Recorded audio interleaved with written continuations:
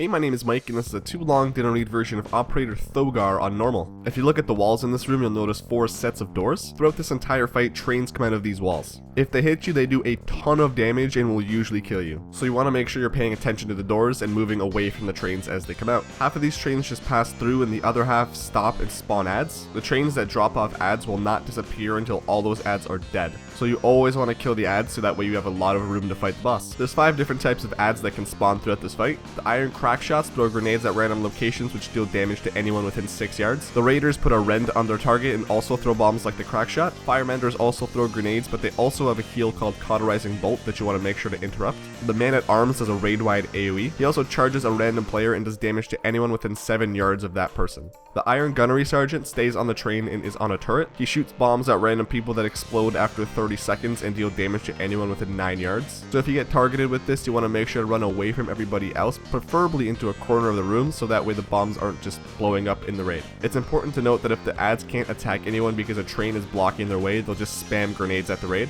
The iron gunnery sergeant should always die first, and that's the ranged responsibility. The man at arms should be your second priority. However, you should always have people paying attention to the firemender's cauterizing bolts. Once the man at arms is dead, you can kill the firemender, then the crack shot, and then the raiders. Boss also periodically puts a stacking buff on the adds that increases their damage, their haste, their movement speed, and reduces their cast time. Thogar puts a stacking dot called Enkindle on the tanks. It does a little bit of fire damage, but it also increases the damage you take from Enkindle by 35% for 25 seconds. You might notice these electrical void zones on the ground. They pull people towards the center of them, so you mainly just want to make sure you're not standing in it. There's also one part in this fight where both of the middle doors open up. At this point, you want to make sure your raid splits up into each end of the room, because otherwise adds are going to be spamming grenades at you from one of the sides, or you're going to have like 3 people on one side and they're going to die. Also, if you're wondering, you cannot stand in between 2 trains to try to not get hit by them, because you will get hit and you will die. That was a too long didn't read version of Operator Thogar on normal. If you have any questions, let me know down below in the comments. Thanks for watching and have a great day.